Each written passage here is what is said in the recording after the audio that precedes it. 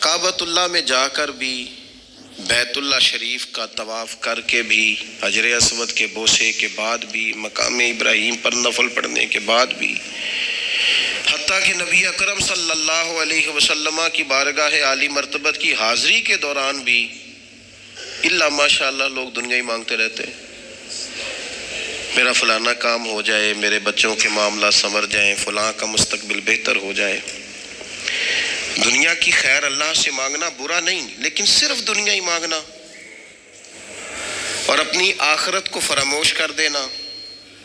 اللہ فرماتے ہیں وَالْآخِرَةُ خَيْرٌ وَأَبْقَىٰ، آخرت تمہارے لیے بہتر بھی ہے اور ہمیشہ باقی رہنے والی بھی ہے۔ قرآن مجید نے سورہ بقرہ کے اندر قریش مکہ کی اس عادت کا ذکر کیا ہے۔ فرمایا جب وہ حج کرتے تو ان کا طریقہ یہ تھا کہ وَمِنَ النَّاسِ مَن يَقُولُ رَبَّنَا آتِنَا فِي الدُّنْيَا، ان میں سے کچھ لوگ یہ کہا کرتے تھے کہ یا اللہ ہمیں دنیا عطا کر دے، ہمیں دنیا دے دے۔ رب فرماتا ہے وَمَا لَهُ فِي الْآخِرَةِ مِنْ خَلَاقٍ، ان لوگوں کا آخرت میں کوئی حصہ نہیں۔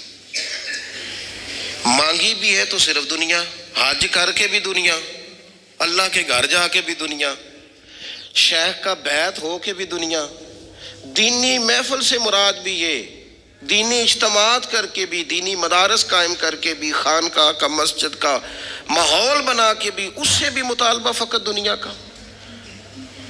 ان کفار کی اس عادت کو ذکر کر کے ہمیں سمجھایا گیا کہ جو فقط دنیا مانگتا ہے اس کا آخرت میں کوئی حصہ، اور فرمایا کچھ لوگ ایسے ہیں وَمِنْهُمْ مَنْ يَقُولُ رَبَّنَا آتِنَا فِي الدُّنْيَا حَسَنَةً، اچھا انہوں نے دنیا بھی مانگی تو صرف دنیا مانگی، حسنہ نہیں مانگی۔ اور یہاں فرمایا کچھ لوگ ایسے ہیں جو رب سے کہتے ہیں یا اللہ ہمیں دنیا میں بھی بھلائی عطا فرما، دنیا بھی دے تو حسنہ دینا، وہ دنیا دینا جو ہمارے دین کو تقویت دے، وہ دنیا دینا جو ہمارے اعمال حسنہ کو مضبوط کرے، دینی معاملات کو تقویت دے، دنیا بھی وہی عطا فرما۔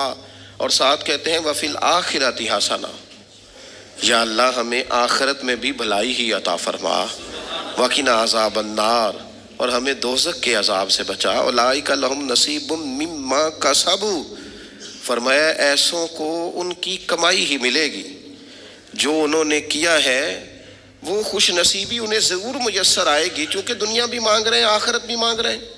ہمیشہ کوئی بھی کام کریں کسی قسم کا بھی، اس میں یہ دیکھیں کہ کیا اس میں میرے لیے کوئی ذخیرہ آخرت بنے گا، کیا یہ کام میری قبر میں، حشر میں، قیامت میں میرے لیے کوئی فائدہ مند ہوگا۔ میں بڑے درد سے عرض کرتا ہوں بعض لوگ دینی کام کرتے ہیں اور ان سے جب سوالات کیے جاتے ہیں تو وہ بعض اوقات تکلیف دہ معاملہ ہو جاتا ہے کہ اس دینی کام کے پیچھے بھی وہ والا خلوص نہیں جو ایک مسلمان کا رب اور رسول کے ساتھ ہونا چاہیے، اس دینی کام کے پیچھے بھی کچھ دنیاوی مقاصد موجود ہیں۔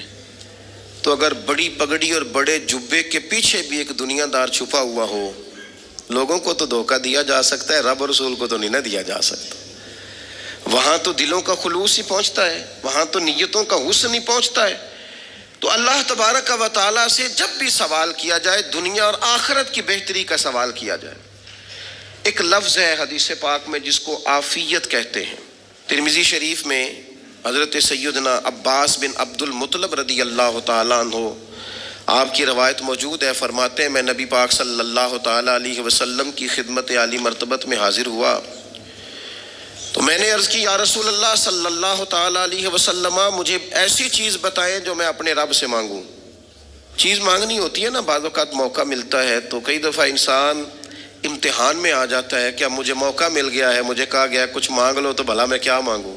حضرت عباس بن عبد المطلب رضی اللہ تعالیٰ عنہ نبی پاک علیہ السلام کے پیارے چچا جان ہیں، عرض گزار ہیں یا رسول اللہ صلی اللہ علیہ وسلم مجھے بتائیے میں اپنے رب سے مانگوں تو کیا مانگوں؟ تو حضور نے فرمایا رب سے عافیت مانگو۔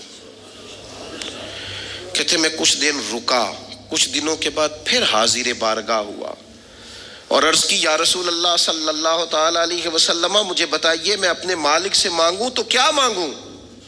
تو حضور نے پھر فرمایا اللہ سے مانگنا تو عافیت مانگنا۔ بزرگ فرماتے ہیں یہ عافیت کیا ہے؟ عافیت یہ ہے کہ یا اللہ ظاہری پریشانیاں، باطنی پریشانیاں، اے اللہ ظاہر کے میل کچیل بھی دور ہو جائیں، باطن کے بھی دور ہو جائیں، اے اللہ ہر معاملے میں، ہر آزمائش میں، ہر دکھ میں ہمیں تیری پناہ نصیب ہو جائے. یہ عافیت ہے. اور صوفیہ کرام فرماتے ہیں عافیت سے بڑی نعمت کوئی نہیں اگر کسی کو میسر آئے تو. عافیت سے بڑا حسن کوئی نہیں اگر کسی شخص کو یہ نصیب ہو جائے. اور ایک اللہ والے نے تو ایک اور بڑا خوبصورت ترجمہ یہاں کیا ہے.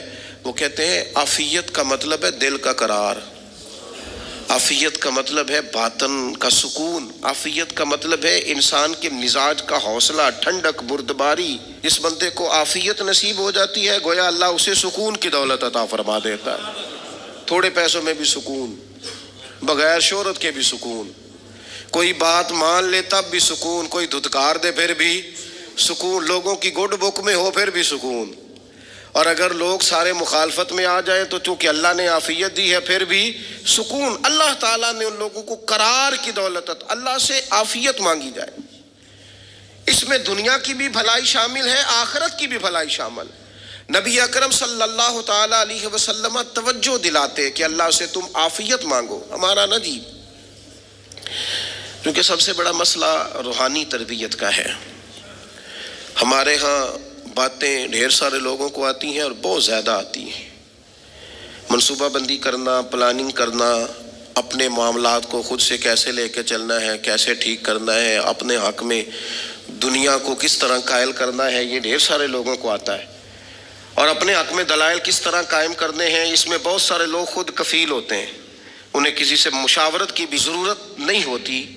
لیکن اللہ کی بارگاہ سے اپنا رشتہ کیسے جوڑنا ہے، مالک سے کرم کا سوالی کس طرح کر کے ہونا ہے، اللہ سے عافیت کا سوال کیسے کرنا ہے، یہ چونکہ روحانی تربیت میں ہمارا مزاج نہیں ہوتا لہذا ہم اس طرف جاتے نہیں. ہم وہ اپنی مرضی کی چیزیں، یعنی وظیفہ پوچھ کے گئے ایک صاحب، کچھ عرصے کے بعد آئے ہیں تو آ کے کہتے ہیں مولانا صاحب، پیر صاحب یا قاری صاحب یا فلاں صاحب، کسی سے بھی پوچھ کے گئے، کس چیز کو نیک آدمی جانا، پھر لوٹ کر آ کے کہتے ہیں کہ آپ نے وظیفہ بتایا تھا پر کام کوئی نہیں ہوا. تو میں تو صاف کہتا ہوں اور کھلے دل سے کہتا ہوں کہ بھائی وظیفہ آپ کو بتایا تھا کہ اللہ کی رحمت متوجہ ہوگی، خدا کی رحمت کو آواز دینے کے لیے وظیفہ دیا تھا. کوئی بھی وظیفہ رب کو مجبور تو نہیں نہ کر سکتا معاذ اللہ. اور وظائف کس لیے پڑھے جاتے ہیں کہ جلدی سے معاملات ٹھیک ہو جائیں، میرے حق میں چیزیں بہتر ہو جائیں، تو اللہ کی رضا کے لیے پڑھے جاتے. تو وظائف کو، عبادات کو، نوافل کو، تلاوت کو، درود پاک کو تو رضا الہی کا ذریعہ بنانا چاہیے. لیکن ہم چونکہ ایک پورا الجھاؤ رکھتے ہیں اپنی دنیا داری کے معاملات سیدھے کرنے، ایک پورا خیر رکھتے ہیں. وہ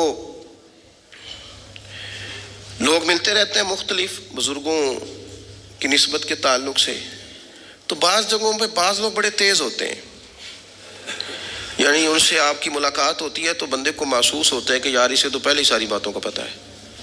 اور کئی دفعہ ان سے ملنے کے بعد احساس ہوتا ہے کہ یار اس سے تو تھوڑا سیکھ ہی لیتے تو بہتر تھا، یہ تو بات بڑی آگے نکل گئی. سارا پتہ ہوتا ہے، باشعور ہوتے ہیں، لیکن ڈر آتا ہے اللہ سے. اتنا باشعور آدمی، سمجھدار، پنچایت، پریا، لوگ، دین، دنیا سارا پتہ ہے، نماز کا ٹائم آ گیا تو وہ چھپتا پھرتا ہے. اس کی طبیعت پر بوجھ بن رہا ہے معاذ اللہ اللہ کے حضور حاضر ہونا، اسے خیر کا کام کرنا پڑ رہا ہے تو وہ ادھر ادھر نکلتا جا رہا ہے. تو سوال یہ ہے کہ پھر یہ شعور کا کیا مطلب رکھا ہوا ہے ہم نے؟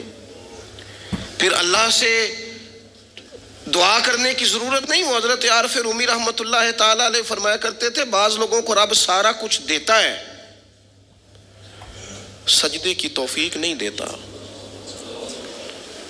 اس کا مطلب یہ ہے کہ وہ کہتا ہے یہ سارا کچھ لے اور نکل جا، میرے گھر نہ آنا، رکھ سارا کچھ پاس. رب سے عافیت مانگی جائے، اس سے اس کا فضل مانگا جائے، اس سے اس کا کرم مانگا جائے. اللہ کے پیارے رسول صلی اللہ تعالی علیہ وآلہ وسلم اس عافیت مانگنے پر زور دیتے، توجہ دیتے. میں آپ کو صحیح بتاتا ہوں، رب نے اگر کسی بندے کو عافیت میں رکھا ہو نا تو حالات کیسے بھی برے چل رہے ہوں اس کا بگاڑ کچھ نہیں سکتے. اور اللہ تعالیٰ معاف کرے 100 دفعہ خاکم بدہن، اگر کسی وقت اس کے کرم کی نگاہ پھر جائے تو پھر سارے اسباب سمیت بھی انسان اپنے پیروں پہ کھڑا نہیں رہ سکتا.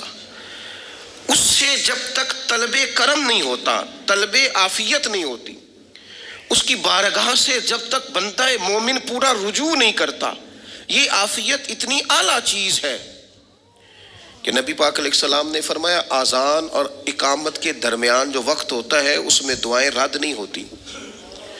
دعا مانگا کرو گے تمہاری اللہ اپنے فضل سے قبول کر لے گا.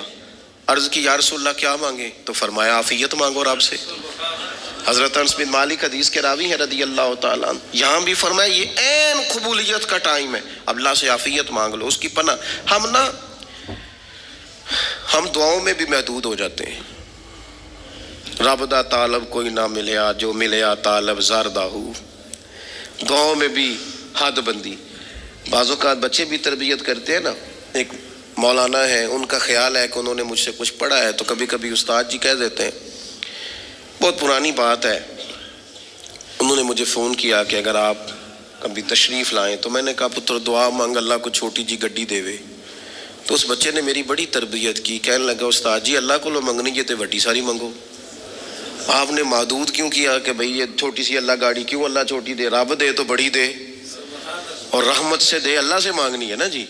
ہم تربیت نہیں لیتے. میں نے اس کا شکریہ ادا کیا، میں نے کہا بیٹے تو نے بڑی سونی بات کی، اللہ تجھے اس کا اجر عطا کرے، اللہ تجھے برکات عطا کرے. اگر آپ نے سیکھنا ہے تو پھر آپ سیکھ لیں گے، اور اگر نہیں سیکھنا تو پھر یہی کہنا ہے ساری عمر لانگی بندہ کو نہیں ملیا.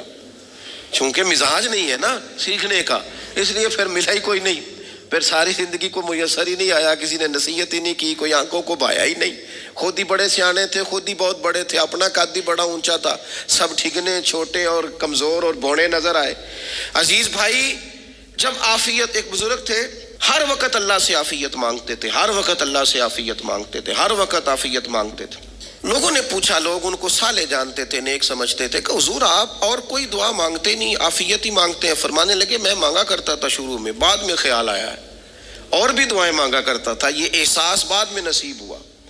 فرماتے میں مزدوری کرتا تھا، مال برداری کرتا تھا، ایک جگہ پہ ڈیوٹی کر رہا تھا تو تھک گیا، اور وہ جو کام لینے والے لوگ تھے ان کا رویہ بھی بڑا ترش تھا، تکلیف ہوئی. تو میں نے اپنے مالک کی بارگاہ میں عرض کی مالک اگر 2 روٹی بغیر مجھے مشقت کے مل جائے دن میں تو تیری بارگاہ تو بڑی کریم ہے. کہتے ہو میں نے یہ دعا مانگ لی.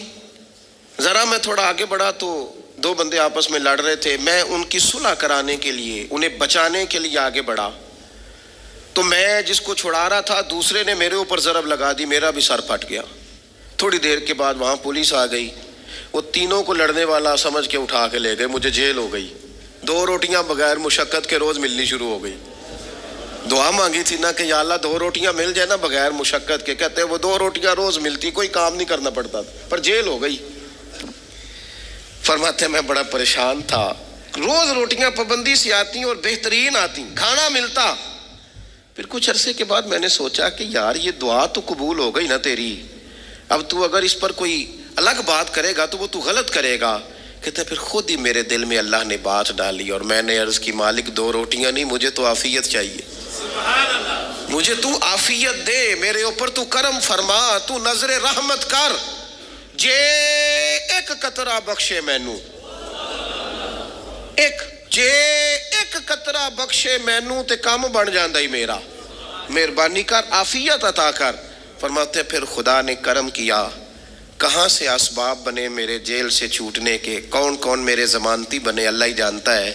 فرماتے ہیں دروازے بھی کھل گئے، رزق بھی ملتا ہے، صحت بھی میسر ہے، سجدہ بھی کر لیتا ہوں، سویرے تلاوت بھی کرتا ہوں، شام کو مدینے والے کی بارگاہ میں راج کے درود و سلام بھی عرض کرتا ہوں، میں ممکن ہوتا ہے تو کسی غریب کی داد رسی بھی کرتا ہوں. اب سمجھ آئی ہے ربنا آتنا فی الدنیا حسنۃ وفی الآخرۃ حسنۃ وقنا عذاب النار. اب سمجھ آئی ہے رب سے جب بھی مانگنا ہے عافیت ہی مانگنی ہے، اس سے کرم مانگنا. ہم نے محدود دعائیں رکھی ہوئی ہیں، محدود. وہ جی فلانا کام میرا ہو جائے تو بھئی وہ ایک ہو گیا، اس کے بعد پھر نئی ٹینشن بن جائے گی. نہیں، میں جی بچوں کی شادی کر لوں جی پھر میں فارغ ہوں. آپ شادی کر کے دیکھیں، لاگ پتہ جائے گا کیسے فارغ ہوتے ہیں. آپ یہاں رکتے کیوں ہیں؟ آپ خدا سے عافیت کیوں نہیں طلب کرتے؟ اس کی بارگاہ سے وہ کیوں نہیں مانگتے کہ جو ایک قطرہ ملے تو دنیا اور آخرت کے سارے کام ہو جائے؟ اس سے اس کی رحمت کا سوال کرے، اس سے اس کے کرم کا سوال کرے. اللہ کی بارگاہ میں بھی حاضر ہونا اور جچی تلی اور جناب ناپ تول کر اور محدود چیزوں کا سوال کرنا، مالک سے مانگے، اور وہ جب دیتا ہے تو دیتا بھی بے حساب ہی ہے. وہ جب عطا کرتا ہے تو کرم کے دروازے کھول کے عطا کرتا ہے، ورنہ تو ایک الجھن سے انسان نکلتا ہے دوسری میں الجھ جاتا ہے. ایک گتھی کو سلجھاتا ہے، پھر اقبال رو پڑے تھے، کہنے لگے میں عقل کی گتھیاں سلجھا چکا ہوں، یا رب مجھے صاحب جنوں کر دے. اللہ یہ بڑا میں نے ہیر پھیر دیکھ لیا، مجھے دیوانہ بنا. اب مجھے جنون ہو، اب میں کسی کے لیے رویا کروں، اب میں کسی کی یاد میں تڑپا کروں، اب میں رات کسی کے لیے میری آنکھیں بیدار رہیں. یہ بڑی ہو گئی دنیا داری. عقل کی گتھی حالانکہ نہیں سلجھتی، پر اقبال کہتے ہیں عقل کی گتھیاں سلجھا چکا ہوں، یا رب مجھے صاحب جنوں کر دے. اور پھر کہنے لگے بجھی عشق کی آگ اندھیر ہے. اب یہ مسلمان نہیں، یہ خاک کا ڈھیر ہے، تو مٹی بن کے رہ گیا. کیا کہاں اپنی ساری توجہات کا قبلہ کس چیز کو؟ میرے عزیزو، اللہ سے عافیت. نبی پاک علیہ الصلوۃ والسلام نے ایک شخص سے پوچھا کیا دعا مانگ رہے ہو؟ تو اس نے کہا یا رسول اللہ میں اللہ کی بارگاہ میں صبر کا سوال کر رہا ہوں. تو حضور فرمانے لگے صبر تو مصیبت پر ہوتا ہے. یا رسول اللہ پھر کیا مانگوں؟ آپ ان جملوں اور لفظوں کی گہرائی کو سمجھیں. صبر کے لیے تو پہلے مصیبت آئے گی، پھر صبر آئے گا. تو یا رسول اللہ کیا مانگوں؟ فرمایا تو رب سے عافیت مانگ. مانا کیا ہے؟ مصیبت آئے کیوں؟ اللہ تجھے اپنی حفاظت کے حصار میں لے لے. وہ وقت ہی کیوں آئے کہ جب تیری طبیعت الجھ جائے، جب تو پریشان ہو جائے، جب تو تو اللہ سے عافیت مانگنا. جب تو عافیت مانگے گا تو اگر کبھی مشکل آئے گی بھی نا، تو خدا پھر اپنے فضل سے مشکل سے نکلنے میں رستہ بھی بڑی جلدی عطا فرمائے گا اور تیرے اوپر فضل فرمائے گا. اگر عافیت، یہ جو ہم نبی پاک کی امت ہے نا، تو یہ ہمارے گرد اللہ کے فضل اور اس کی رحمت کا حصار ہے. یہ حصار ہے ہمارے گرد. وہ درویش نے کہا تھا نا کہ کروں شکر کتنا اور کروں فخر کتنا کہ تیرے کرم نے مجھے فائز المرام کیا. دیکھو بنا کے سید عالم کا امتی مجھ کو گناہ سے پہلے ہی بخشش کا انتظام کیا. ابھی میں نے غلطی کی نہیں، لیکن مجھے حضور کا غلام بنا دیا، بخشش کا بندوبست پہلے ہو گیا. اپنے مالک سے بیمار بھی اس سے عافیت مانگے، مقروض بھی اس سے عافیت مانگے، بے اولاد بھی اس سے عافیت ہی مانگے، صاحب اولاد بھی اس سے عافیت ہی مانگے، جو دولت کے حصول کے رزق حلال کے خواہش مند ہے وہ بھی اس سے عافیت مانگے، اور جن کی جھولی اس نے بھر دی ہے وہ بھی اپنے رب سے عافیت ہی مانگے. مالک سے جب سوال کرے، ایک بزرگ تھے انہوں نے تو اپنی انگوٹھی میں لکھوا لیا تھا کہ یا اللہ مجھے عافیت عطا فرما. جب بھی دیکھتا ہوں یاد آ جاتا ہے کہ اللہ سے عافیت مانگنی. اپنے مالک کی بارگاہ کے اندر دیکھو، میں نے دیکھا ہے وہ کسی نے کہا تھا کہ تیری خواہش ہے کہ وہ تیری آرزو کرے پوری، اور میری خواہش ہے کہ تیری آرزو بدل جائے. کچھ لوگ ایسی خواہشات بھی لے کے آتے ہیں کہ جو پوری نہ ہو تو بہتر ہوتا ہے. اس لیے آپ کو پتہ ہے موت مانگنا جائز نہیں دین میں. مصائب سے گھبرا کر، مشکلات سے گھبرا کر، زندگی کے مد و جزر سے پریشان ہو کر موت کا سوال کرنا جائز نہیں. کس طرح جائز ہے؟ ان لفظوں کے ساتھ دعا کر سکتا ہے کہ یا اللہ جب تک میری زندگی بہتر ہے مجھے زندہ رکھ، اور جب میرا دنیا سے جانا بہتر ہے پھر تو مجھے اپنی بارگاہ میں بلا لے. یہ بھی کیا ہے؟ یہ بھی عافیت کا سوال ہی ہے کہ یا اللہ رکھ بھی تب تک جب تک رہنا بہتر ہے. نبی پاک نے بھی ارذل العمر ہونے سے پناہ مانگی. ہمارا یہ مزاج بن گیا ہے کہ ہم اپنے حق میں ایسی چیزوں کا سوال کر رہے ہوتے ہیں جو کئی دفعہ ہمیں مل جائیں تو ہمارا نقصان کریں. قرآن حکیم ایک جگہ پہ اللہ کریم نے فرمایا ہے کہ اگر سب لوگوں کو مال دے دوں تو بغاوت کریں، فساد ہو جائے. کیا مانا؟ کہ اپنا نقصان کر بیٹھے لوگ. ہم اپنے مالک کی بارگاہ میں بعض ایسی چیزوں کے سوالی ہیں کہ جو ہمارے لیے ٹھیک نہیں ہے، ہمیں اس کے کرم پر چھوڑنا ہے، اس سے عافیت مانگنی۔ اور بعض لوگ، چونکہ میں کہہ چکا ہوں شروع میں کہ ہماری دینی روحانی تربیت نہیں ہوتی، اور ہم کہیں سے باقاعدہ اسباق لینے کے قائل ہی نہیں ہوتے، پوری تربیت کا ہمارا مزاج نہیں ہوتا، اپنی عقل اور اپنا شعور اور اپنے حساب سے ہم زندگی کو بتانا چاہتے ہیں۔ اور یہ جو میرا دور ہے یہ ویسے ہی الجھا ہوا زمانہ ہے، اللہ ماشاء اللہ، پتہ نہیں کوئی کیا بول رہا ہے، کوئی کیا کہہ رہا ہے، ایسے ہے جیسے کوئی میلہ لگا ہوا ہے، اور کان پڑی آواز سنائی نہیں دے رہی۔ جس کی دکان پر کوئی گاہک نہیں وہ بھی کہہ رہا ہے لائنیں بنا لو۔ ایسا الجھا ماحول ہے اور ایسی آزمائش ہے کہ لوگ بیچارے پریشان ہیں۔ دیکھیں، جب تربیت کے ساتھ انسان آگے بڑھتا ہے نا، ہمارے پاس مقتدا ہے اللہ رسول کا کلام، ہمارا پیشوا ہے رب رسول کا فرمان۔ جب ہم کتاب و سنت کی روشنی میں آگے بڑھتے ہیں تو پھر ہمارے لیے منزل آسان بھی ہوتی ہے اور قریب بھی ہوتی ہے، پھر ہمارے لیے آگے کی طرف سفر کرنا، آگے بڑھ جانا یہ آسان ہوتا ہے۔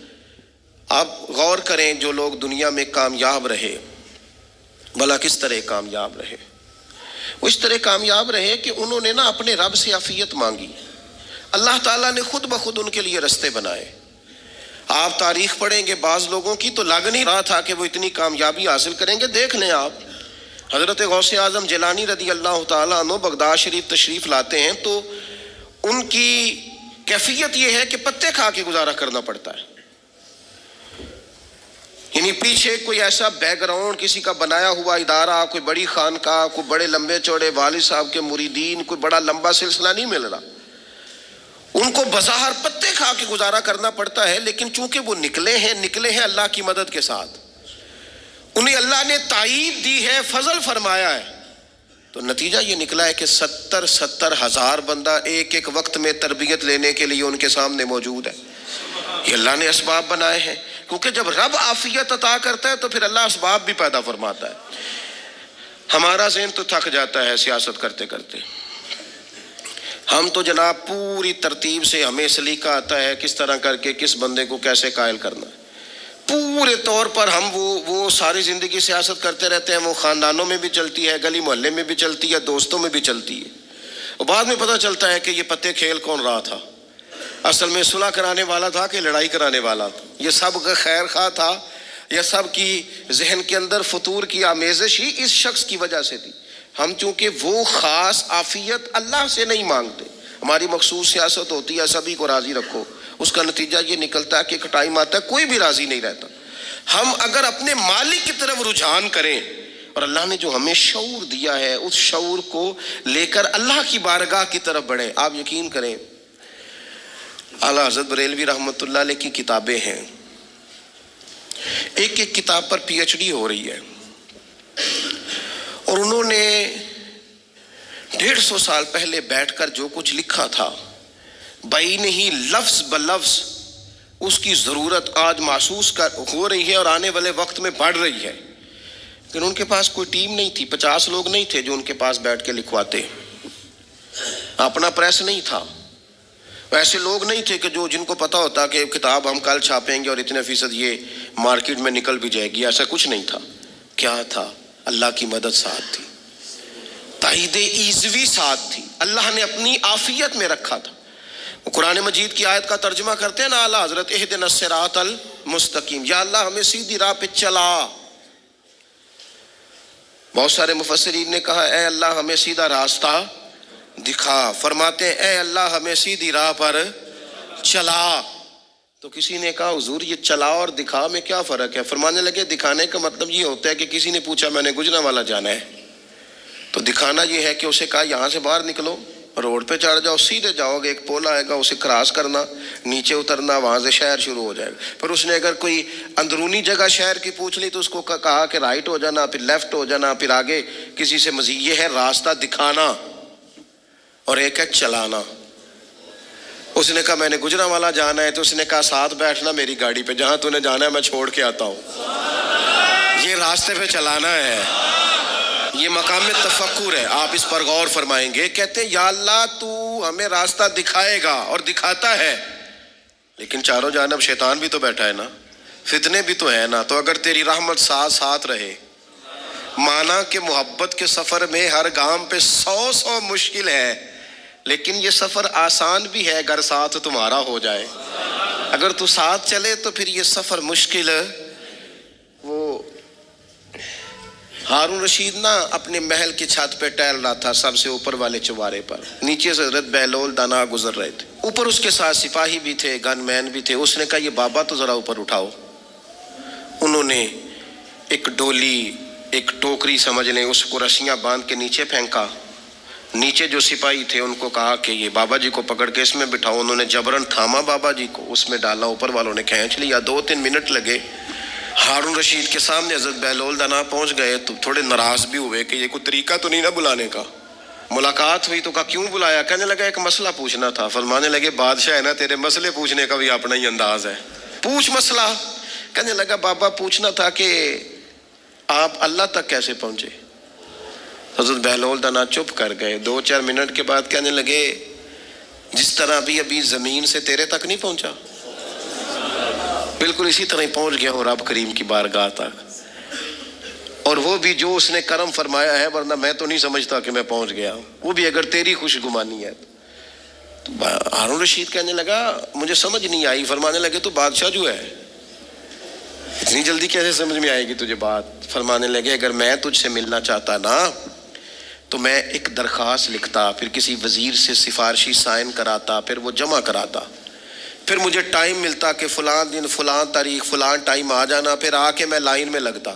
پھر بھی تو بادشاہ ہے, تیرا موڈ بنتا ملنے کا کہ نہ بنتا. جب میں چاہتا تو پتہ نہیں کتنا ٹائم لگ جاتا, جب تو نے چاہا ہے نا تو 1 منٹ بھی نہیں لگا. فرمانے لگے میں نے دعویٰ ہی نہیں کیا کہ میں جد و جہد کر کے پہنچوں گا, میں نے تو رب کی بارگاہ میں عاجزی کی ہے, پھر رب نے ہی کرم فرمایا ہے, اسی نے مہربانی کی ہے. مانا کہ محبت کے سفر میں ہر گام پہ 100 مشکل ہے, لیکن یہ سفر آسان بھی ہے اگر ساتھ تمہارا ہو جائے. اس کے کرم کا ساتھ رہا ہے, اس سے عافیت مانگی ہے, اپنے آپ کو اس کے سپرد کیا ہے تو اس نے کرم کر دیا. جب تک یہ مزاج نہیں ہم بناتے کہ مالک سے عافیت کا سوال کریں, اپنے آپ کو اپنے رب کے حوالے کر دیں, اس کی رحمتوں کے سپرد کر دیں, اتنی دیر تک زندگی میں ٹھہراؤ نہیں آتا, قرار نہیں آتا. مشکات میں موجود ہے, اللہ کے پیارے رسول صلی اللہ تعالی علیہ وسلم تیمارداری کے لیے گئے تو صحابہ کرام فرماتے ہیں وہ بندہ نا اتنا پتلا نحیف اور لاغر ہو گیا تھا جس طرح چڑیا کا بچہ ہوتا ہے, کمزوری ضعف طاری تھا. تو محبوب کریم نے اسے دیکھا تو بڑے کریمانہ انداز میں کریم فرمانے لگے تو کوئی دعا نہیں مانگتا, تو عافیت نہیں مانگتا اللہ سے؟ عرض کی یا رسول اللہ صلی اللہ تعالی علیہ وسلم, میں نے اپنے رب کی بارگاہ میں عرض کی ہے مالک قیامت کا عذاب بڑا سخت ہے, میں نہیں برداشت کر سکتا, تو نے اگر مجھے کوئی سزا دینی ہے تو یہیں دے لے, قیامت کو نہ دینا. تو کہتے محبوب فرمانے لگے سبحان اللہ, او خدا کے بندے تو رب کی سزا دنیا میں بھی نہیں سہ سکتا. اللہ سے یہ بھی سوال نہ کر, تو رب سے کہہ ربنا آتنا فی الدنیا حسنۃ وفی الآخرۃ حسنۃ وقنا عذاب النار. تو رب سے دنیا میں بھی حسنہ مانگ, بھلائی مانگ, تو آخرت کے لیے بھی بھلائی مانگ, تو اس سے عافیت کا سوال کر. تو نے یہ سوال کیوں کیا؟ عرض کی یا رسول اللہ کرم ہو گیا ہے, مجھے سمجھ آ گئی ہے, اب میں اسی طرح ہی کروں گا. عزیز دوستو, ہم کہاں سہ سکتے ہیں؟ ہم دنیا میں رب کی سزا ہم نہیں سہ سکتے, ہم کمزور ہیں, تو گرمی نہیں سہ سکتے, شدید سردی نہیں سہ سکتے, شدت کی بھوک لوگ نہیں سہ سکتے, کوئی آزمائش نہیں سہ سکتے. وہ جو لوگ بعض اوقات کہہ دیتے ہیں نا جی فلاں چیز ہمارے اعمال کا نتیجہ ہے, تو میں کیا کرتا ہوں, نہ کو یار ہم تو یہ بھی نہیں سہ سکتے.